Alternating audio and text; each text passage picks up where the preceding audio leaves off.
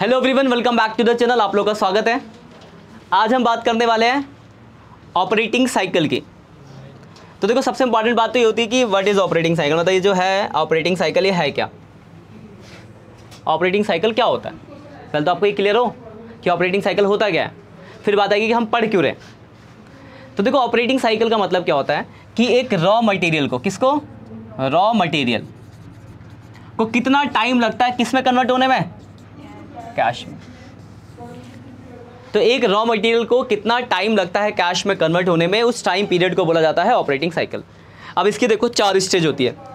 सबसे पहले हम क्या करेंगे, देखो सपोज मेरी कंपनी मार्कर बनाती है, तो सबसे पहले मैं ये प्लास्टिक और ये इनके सब सामान लेके आऊँगा, रॉ मटेरियल। कुछ टाइम वहाँ लगेगा। फिर ये फैक्ट्री में मैन्युफैक्चरिंग में जाएगा, कुछ टाइम वहाँ पर लगेगा। फिर फिनिश प्रोडक्ट बनेगा, कुछ टाइम वहाँ पर लगेगा।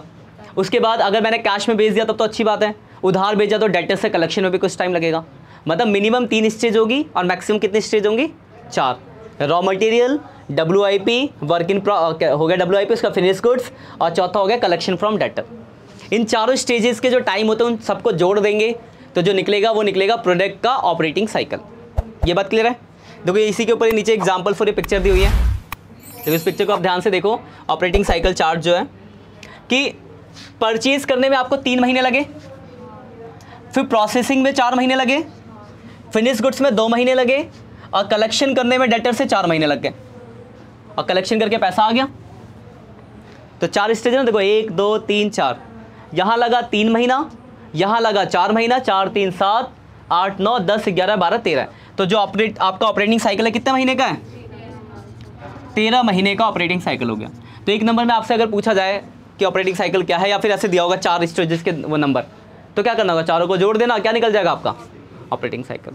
वही अगर गुड्स कैश में बेच देते आप तो ये वाला ये जो था ना, क्या ये कलेक्शन वाला, ये वाला टाइम हट जाता। तो फिर आपके सिर्फ 3 स्टेज रह जाते। यहाँ तक क्लियर है? अब बात आती है कि हम ये ऑपरेटिंग साइकिल पढ़ क्यों रहे, इससे क्या इफेक्ट पड़ेगा कंपनी अकाउंटिंग में। तो ये सिर्फ कंपनी अकाउंटिंग के लिए अप्लीकेबल है। इससे पहले हमने पार्टनरशिप या सोल प्रोप्राइटरशिप में तो पढ़ा नहीं है। अब इससे देखो चेंज क्या आएगा। आपने ये पढ़ा है कि अगर 12 महीने के अंदर अंदर पेमेंट हो जाती है तो करंट लायबिलिटीज़, 12 महीने के बाद होती है तो नॉन करंट। यही पढ़ा है ना। ये उसको थोड़ा सा चेंज करता है। क्या चेंज करता है? तो इसके लिए 2 लाइनें हैं, ज़रा ध्यान से देख लेना। ये रही, आपके बुक में भी होगी। हाँ, यहाँ से पहली लाइन तो ये रही, इसको ज़रा ध्यान से देखना। ये 2 लाइन बहुत काम की है। पहले लिखा है, पहला देखो लिखा है in case operating cycle can not be identified, it is assumed that the business has a operating cycle of 12 months. मतलब ये कह रहा है कि अगर आपको ऑपरेटिंग साइकिल के बारे में कोई जानकारी नहीं दी गई है तो आप मानोगे कि ऑपरेटिंग साइकिल कितने महीने का है? 12 महीने। तो इस लाइन से तो कोई फ़र्क नहीं पड़ा। 12 महीने का है तो ठीक, अच्छी बात है। 12 महीने के हम वैसे ही मानते हैं, 12 महीने करंट, उसके बाद नॉन करंट। तो ये लाइन तो आपके इतने ज़्यादा काम की नहीं थी। काम की इसके बाद वाली लाइन है। अब इसको ज़रा ध्यान से समझना, बात को कहना क्या चाह रहा है। लिखा है the effect of operating cycle is that, मतलब ऑपरेटिंग साइकिल का ये इफेक्ट है, in case operating cycle is a period of more than 12 months, example for दे रखा 18 मंथ्स। मतलब कह रहा है कि अगर सपोज करो किसी प्रोडक्ट का ऑपरेटिंग साइकिल 12 महीने से ज़्यादा, एग्जाम्पल फॉर कितने महीने का है यहाँ पे? 18 महीने का।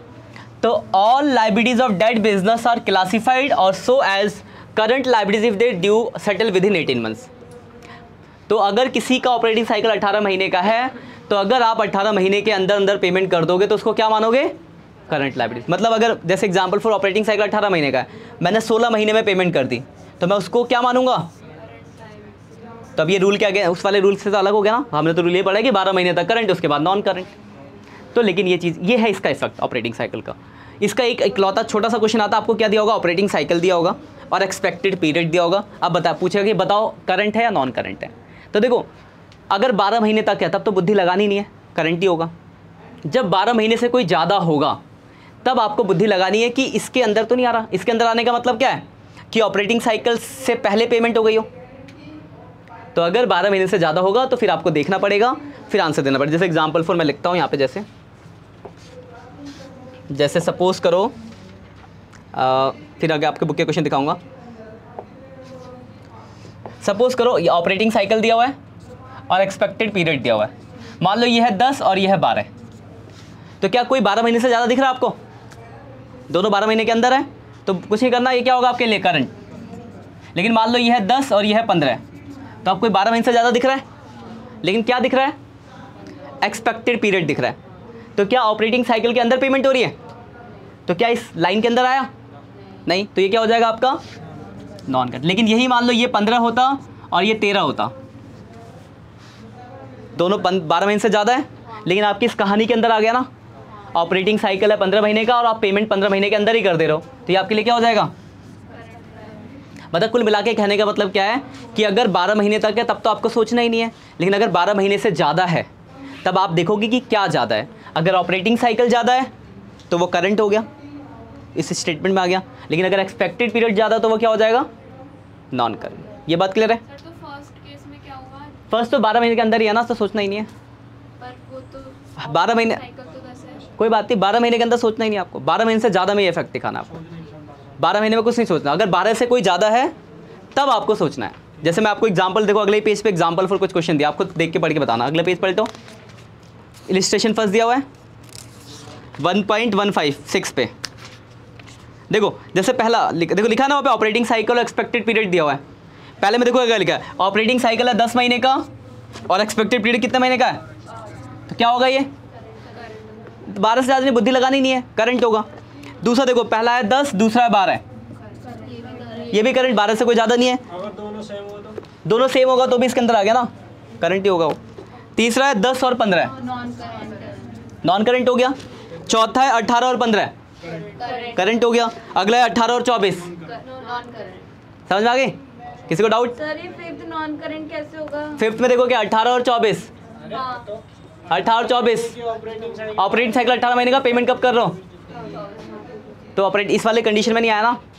मतलब बेसिकली अगर मैं एक छोटी भाषा में बोलूँ तो याद रखना, अगर 12 महीने तक है तब तो करंट है ही, 12 महीने से अगर कोई ज़्यादा है तो आप ये देखो क्या ज़्यादा है। अगर ऑपरेटिंग साइकिल ज़्यादा है तो करंट हो जाएगा, क्योंकि आप अगर लेकिन आपका एक्सपेक्टेड पीरियड ज़्यादा है तो क्या हो जाएगा वो नॉन करंट। यही रूल करंट लायबिलिटीज़ के साथ साथ करंट एसेट्स के लिए भी लगता है।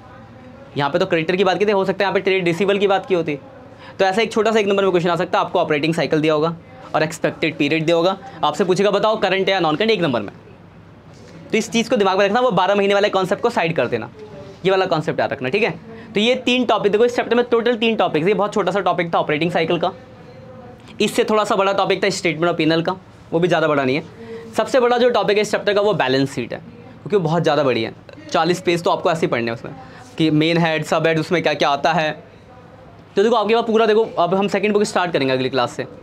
सेकंड बुक में आराम से 1.5 से 2 महीने लगेंगे, तो आपके पूरा 2 महीने का टाइम होगा जिसमें आप इसको आराम से पढ़ना घर में। डेली नहीं पढ़ते चलो 10 दिन में 4 पेज पढ़ो, ऐसे भी करोगे तो भी खत्म हो जाएगा। लेकिन अगर पढ़ के नहीं रखोगे तो फिर क्या होगा, जब सेकंड बुक खत्म हो जाएगी तो थर्ड बुक पे आऊँगा, तो जब मैं इसके आगे के चैप्टर कराऊंगा तो इससे कनेक्टेड है, तो फिर आपको परेशानी होगी। स्कूल में वाइवा होगा, वहाँ भी इससे क्वेश्चन पूछे जाते हैं आपके। एक चैप्टर है इसमें अकाउंटिंग रेशियो, वो पूरा बेस्ड है इसी चैप्टर के ऊपर। अगर बैलेंस शीट का कौन सा वाला, हाँ रेशियो वाला, रेशियो एनालिसिस। तो अगर आपको रेशियो के मतलब क्या कहते हैं बैलेंस शीट का फॉर्मेट पता है ना, तो आधे रेशियो के फॉर्मूले आपको याद करने की जरूरत नहीं है, यहीं से बन जाएंगे। लेकिन आपको नहीं फॉर्मेट पता फिर परेशानी है। और एग्जाम के पॉइंट ऑफ व्यू से 4 नंबर का एग्जाम में क्वेश्चन आएगा इससे। उसके अलावा प्रैक्टिकल में पूछा जाएगा तो 4 नंबर वहाँ ख़राब हो सकते हैं, आपके 8 नंबर हो गए। इसी पे रेशियो वाला चैप्टर बेस्ड है, तो रेशियो 4 नंबर का आपके एग्जाम में आता है और 4 नंबर का वाइवा में आता है। 8 16 हो गए। कैश फ्लो वाला जो चैप्टर है वहाँ पे भी कहीं ना कहीं इसका बहुत बड़ा रोल है। तो मतलब बेसिकली कहने का मतलब कि अगर आप इस चैप्टर को ढीला करोगे तो आपको परेशानी हो जाएगी, इसलिए अच्छे से पढ़ लेना, ठीक है। आराम से 2 महीने आराम से पढ़ो। अगली क्लास से हम पढ़ेंगे सेकंड बुक कंपनी अकाउंटिंग।